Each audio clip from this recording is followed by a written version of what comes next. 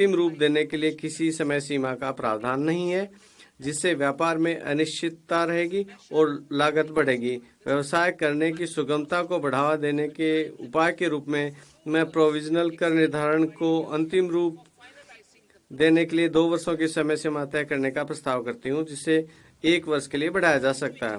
मैं एक नया प्रावधान शुरू करने का प्रयास करती हूँ, जिसे आयातक या निर्यातक माल की मंजूरी के बाद स्वेच्छा से महत्वपूर्ण तथ्यों की घोषणा कर सकें और जुर्माने के बिना ब्याज सहित शुल्क का भुगतान कर सकें।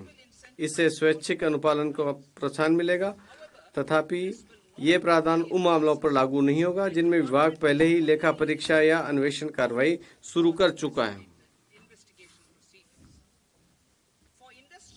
उद्योगों को अपनी आयातों की बेहतर योजना बनाने के उद्देश्य से मैं संगत नियमों में आयातित इनपुट के अंतिम उपयोग की समय सीमा 6 महीने से बढ़ाकर 1 वर्ष करने का प्रस्ताव करती हूँ। इससे लागत और आपूर्ति की अनियमितता को ध्यान में रखते हुए प्रचालन संबंधी लचीलापन मिलेगा। इसके अलावा ऐसे आयातकों को मासिक विवरण के बजाय अब केवल तिमाही विवरण दाखिल करना होगा।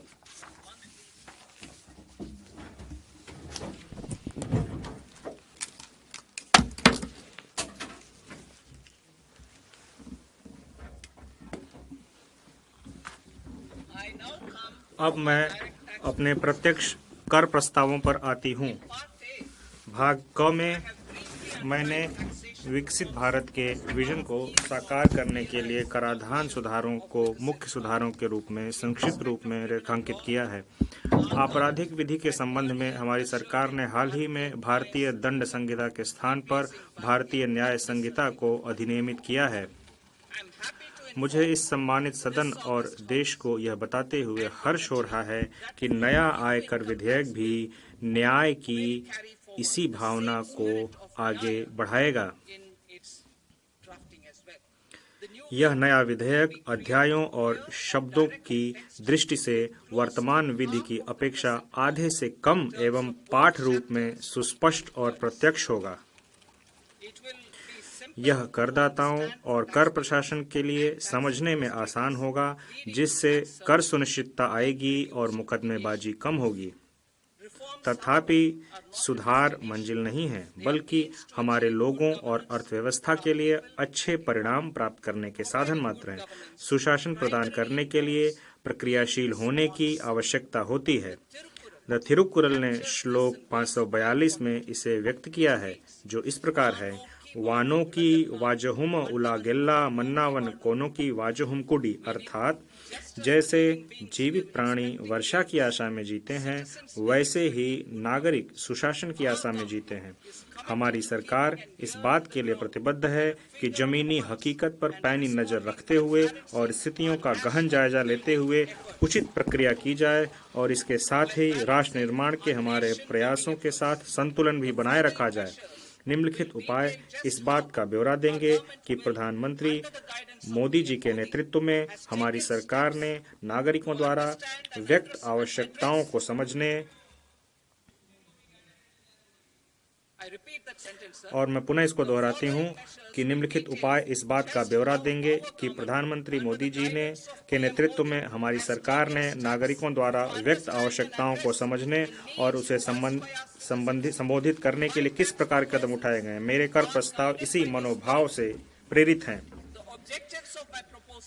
मेरे प्रस्ताव के उद्देश्य इस प्रकार हैं: मध्य वर्ग पर विशेष ध्यान देते हुए व्यक्तिगत आयकर सुधार, कठिनाइयां कम करने के लिए टीडीएस और टीटीएस को युक्तिसंगत बनाना, स्वैच्छिक अनुपालन को प्रोत्साहित करना, अनुपालन के बोझ को कम करना, व्यवसाय कम करने की सुगमता, रोजगार और निवेश।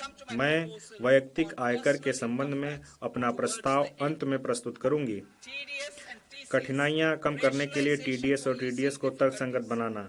मैं टीडीएस की दरों और सीमाओं की संख्याओं को उसे युक्तिसंगत बनाने का प्रस्ताव करती हूँ। इसके अलावा बेहतर स्पष्टता और एकरूपता के लिए टीडीएस हेतु राशि की सीमा बढ़ाई जा रही है। वरिष्ठ नागरिकों के लिए ब्याज दर पर कटौती की सीमा 50,000 से दोगुनी बढ़ाकर 1 लाख की जा रही है।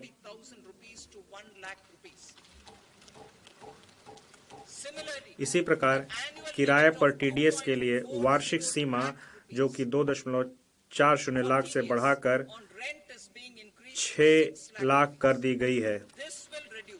इससे टीडीएस देयता वाले लेन देनों की संख्या में भारी कमी आएगी और भुगतान पाने वाले छोटे करदाता लाभान्वित होंगे।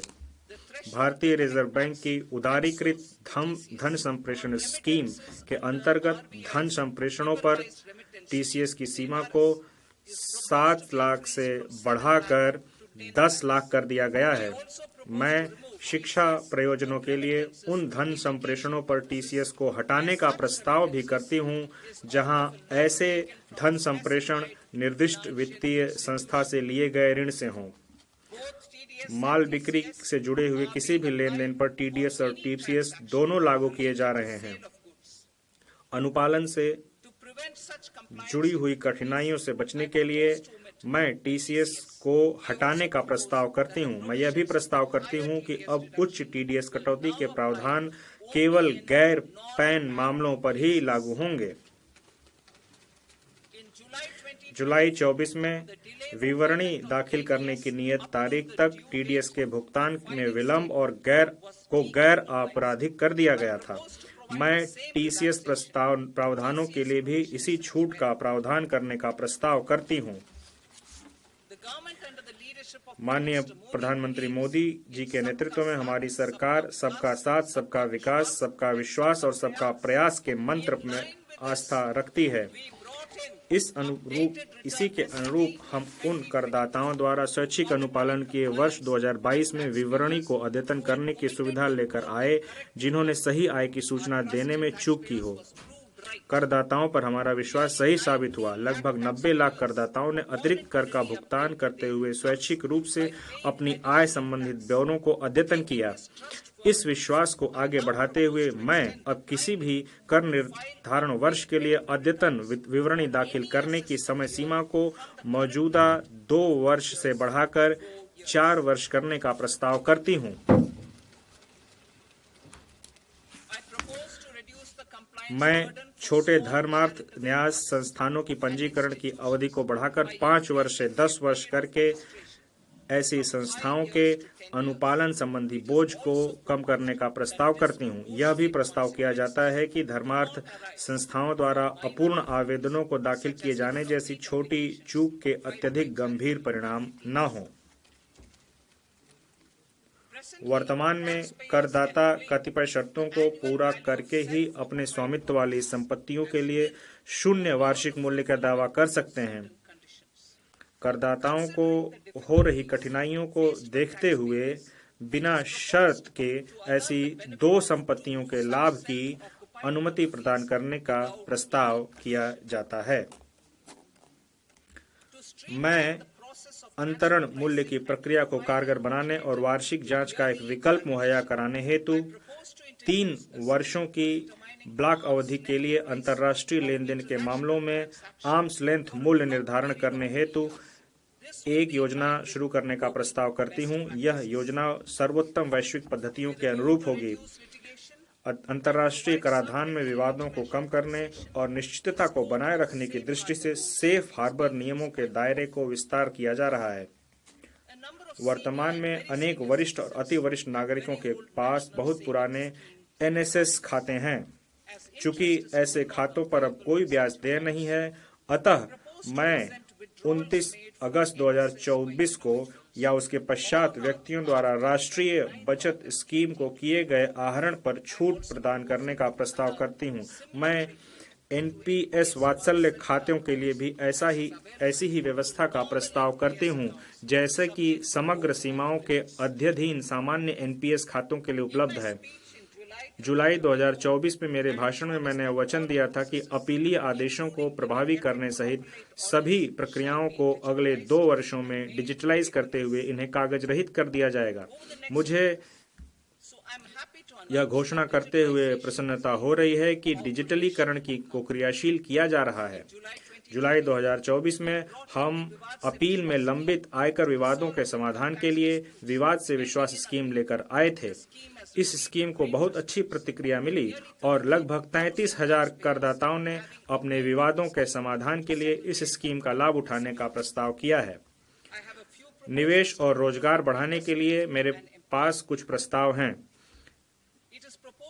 उन अनिवासियों के लिए प्रकल्पित कराधान व्यवस्था का प्रस्ताव किया जाता है जो ऐसे निवासी कंपनियों को सेवाएं प्रदान करते हैं जो इलेक्ट्रॉनिक विनिर्माण सुविधा स्थापित या संचालित करती हैं। इसके अलावा मैं उन अनिवासियों की कर निश्चितता के लिए एक सेफ हार्बर शुरू करने का प्रस्ताव करती हूं जो निर्दिष्ट इलेक्ट्रॉनिकी विनिर्माण इकाइयों को आपूर्ति के लिए घटकों का भंडारण करते हैं। वर्तमान में टन भार कर स्कीम केवल समुद्र में जाने वाले जहाजों के लिए उपलब्ध है। देश में अंतर्देशीय जल परिवहन को बढ़ावा देने के लिए मौजूदा टन भार कर स्कीम के लाभों को भारतीय जलयान अधिनियम 2021 के अंतर्गत पंजीकृत अंतर्देशीय जलयानों के लिए भी विस्तारित करने का प्रस्ताव किया जाता है। हम भारतीय स्टार्टअप को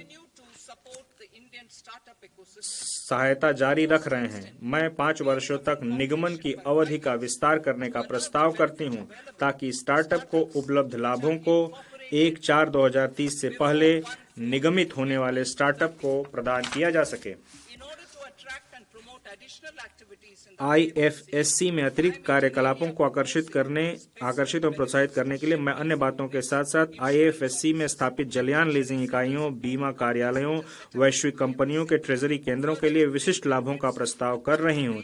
इसके अलावा IFSC में प्रारंभ करने की निर्णायक तारीख को भी लाभ का दावा करने के लिए 5 वर्षों तक बढ़ाकर 31/3/2030 तक कर दिया गया है। श्रेणी 1 और श्रेणी 2 AIF अवसंरचना और ऐसे ही अन्य क्षेत्रों में निवेश कर रही है। मैं इन निकायों को प्रतिभूतियों से होने वाले लाभों पर कराधान की निश्चितता प्रदान करने का प्रस्ताव करती हूँ। सॉवरेन धन निधियों और पेंशन निधियों द्वारा अवसंरचना के क्षेत्र में वित्त पोषण को बढ़ावा देने के लिए मैं निवेश की तारीख को 5 वर्ष से बढ़ाकर 31 मार्च 2030 तक बढ़ाने का प्रस्ताव करती हूँ।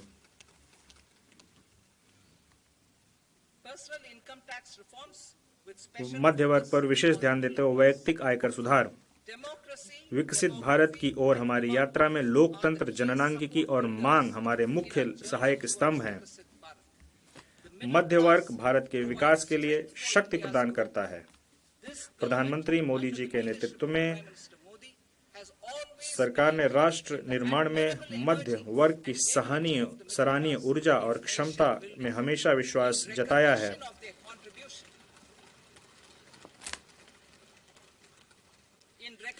उनके योगदान को देखते हुए हमने उनके कर के बोझ को समय समय पर कम किया है। 2014 के बाद तुरंत शून्य कर स्लैब को बढ़ाकर 2.5 लाख कर दिया गया था, जिसे 2019 में बढ़ाकर 5 लाख कर दिया गया, 2023 में 7 लाख कर दिया गया। यह मध्य वर्ग की करदाताओं पर हमारी सरकार के विश्वास को दर्शाता है। मुझे अब यह घोषणा करते हुए प्रसन्नता हो रही है कि नई कर व्यवस्था के अंतर्गत 12 लाख तक की आय अर्थात विशिष्ट दर आय जैसे पूंजीगत लाभ को छोड़कर 1 लाख प्रतिमाह की औसत पर कोई आयकर देय नहीं होगा।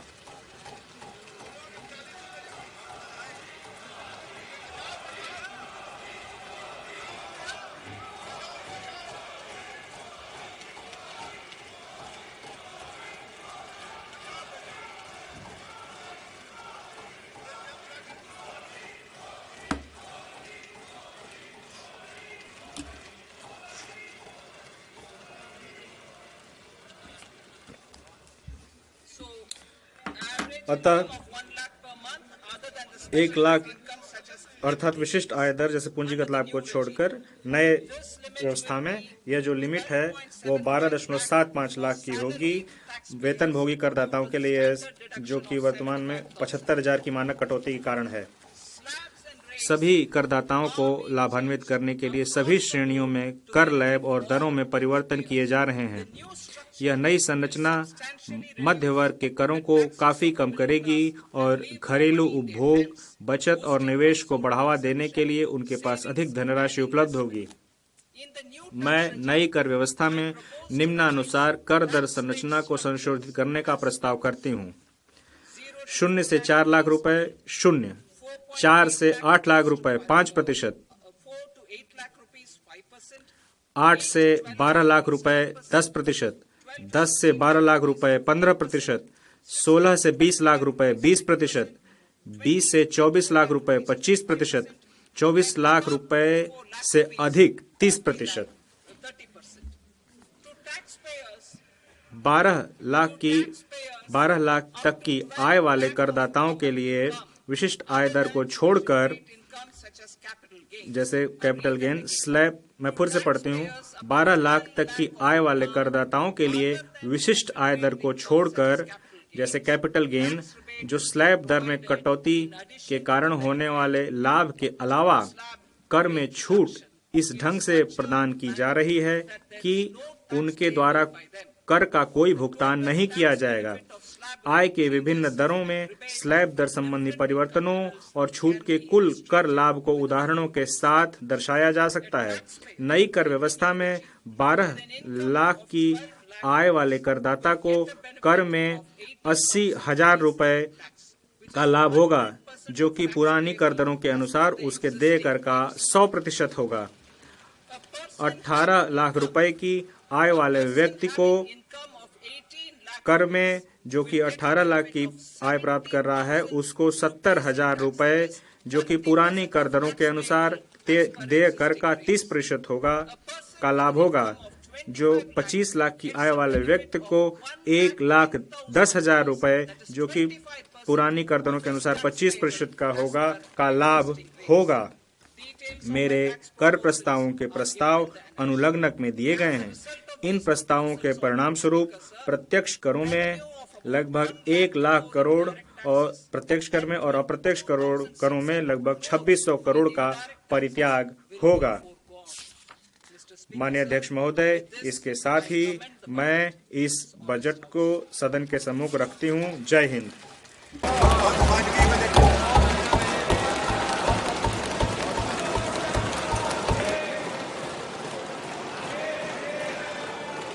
Item number 2, Shrimati Nirmala Sitharaman. Sir, आपकी अनुमति से मैं निम्नलिखित सदन बजट के सत्र हाउस के पदन पर रखती हूँ। बजट प्रबंधन अधिनियम 2030 का फिस्कल पॉलिसी स्ट्रेटजी स्टेटमेंट और macro economic framework statement. Sir, I introduce the bill. Thank you.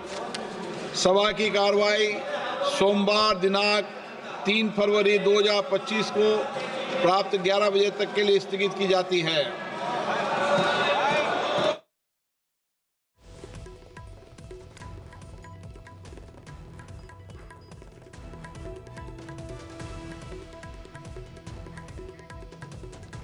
तो लोकसभा की कार्रवाई को स्थगित कर दिया गया है।